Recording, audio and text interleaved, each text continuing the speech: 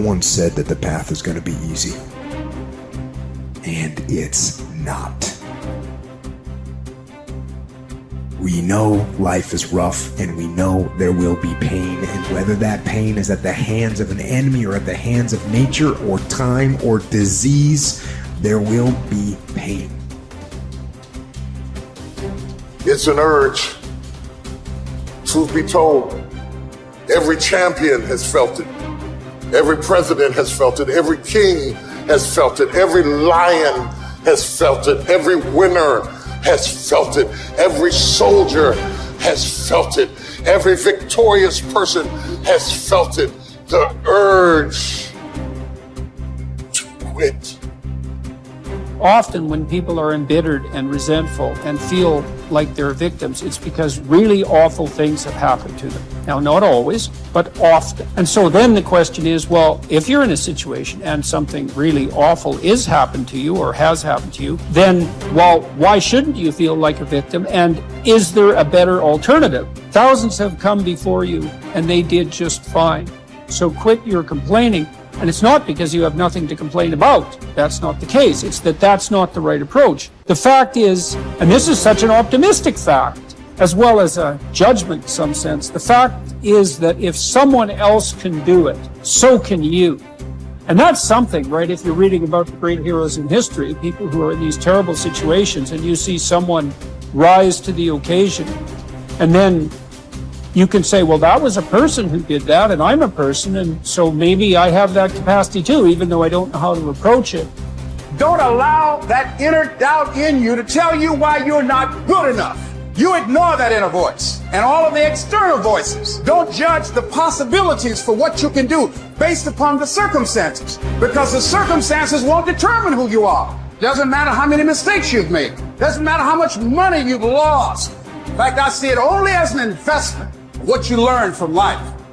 You don't stop when you're tired. You stop when you're done. You stop when you complete it and you execute it. This way you start separating the successful from the unsuccessful. Just because it says trial on the package, or tribulation on the package, or pain on the package, it don't mean it ain't a blessing inside, and most of you turn around when you see pain. But those of us who had a right perspective, we approach it when it say pain. When we see trial, tribulation, we don't give up or give in. We know the blessing is on the inside. We don't give up. We don't surrender. We don't quit. We see differently. Our perspective is different. And because our perspective is different, our outcomes are different. Our rewards are different.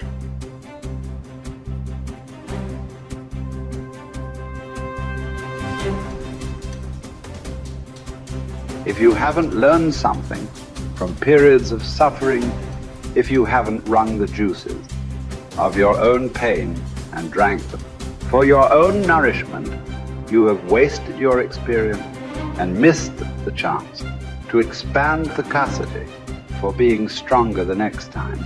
That these seasons arrive at your door. My mental outcomes were a consequence of my habits. And my habits were a consequence of my choices. It is true that character is to some extent innate. Our genetic makeup imbues in us certain proclivities. But it is as true that character is mostly a consequence of choices. We all make them, and we should make them deliberately with the knowledge that these choices are part of our responsibility toward a purpose other than our own selfish aim. That responsibility is to your family, friends, community, and country. You have purpose in this life. God has you here for a reason. You may not know it, but He does. Your job is to find it. No one else can. You need to understand that your purpose may be great in the eyes of the world, or it may be commonplace and seemingly small. Your purpose might be your family, your children. Your purpose might be tutoring a child and changing their life. Your purpose might be the business you started. Your purpose might be cleaning up your block. Your purpose might be in the help you give others. Your purpose might be in the example you set. Only you and God know. Only you and God need to know. Search until you find it. And until then, Act as if you have it because you're wasting time otherwise.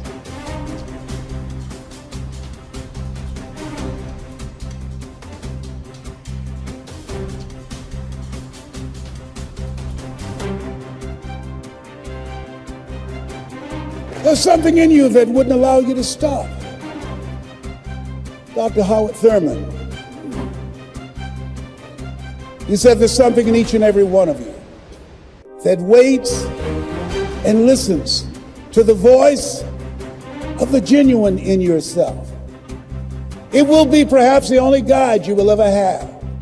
And if you cannot hear it, all of your life, your days will be spent on the ends of strings that somebody else pulls. And I say to you, the reason you showed up, even though you couldn't afford to be here, the reason you drove hundreds of miles, flew around the world, there's something in you, in your heart of hearts, that said, I'm not going to let anybody pull my strings. That said, I'm going to control my own personal economy. That said, I've got a dream I want to achieve. I want my children to have a choice of the kind of education that they want. That said, I am the captain of my ship. That said, I'm going to control my destiny. And whatever it takes, I'm willing to do the work. 1961. President John F. Kennedy had a decision to make. The decision was whether or not to call a news conference and tell the world the United States was going to go to the moon. And I submit to you that the decision to do that was very risky. And what governed his thinking is what governed your thinking when you decided, I'm going to do this. See, the technology did not exist. The answer, what will it take, did not exist. No one had ever done it before. But he made a decision. He looked at Werner von Braun, the most brilliant scientist of that day. And he said, Werner, what will it take for us to go to the moon? And he spoke 5 words. And those 5 words, I think, is what governs most entrepreneurs. Those 5 words, I think, is what give people like you the courage to pursue their dreams. Those 5 words is what I think people who are pioneers, people who are breaking new ground, make decisions on. He said, what will it take for us to go to the moon? And the response was, the will to do it. As you look at yourself, as you look at your business, what will it take for you to increase your business? The will to do it. What will it take for you to become more powerful in your presentation skills and be able to increase the number of people, to quadruple your business? The will to do it.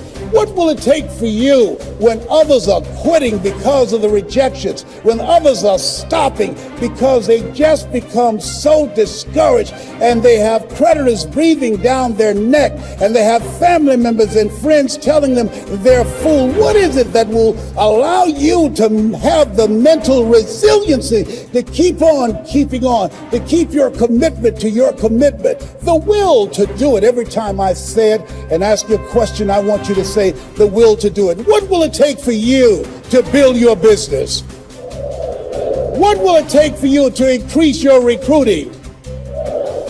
What will it take for you to bring out the greatness in you and to make your mark?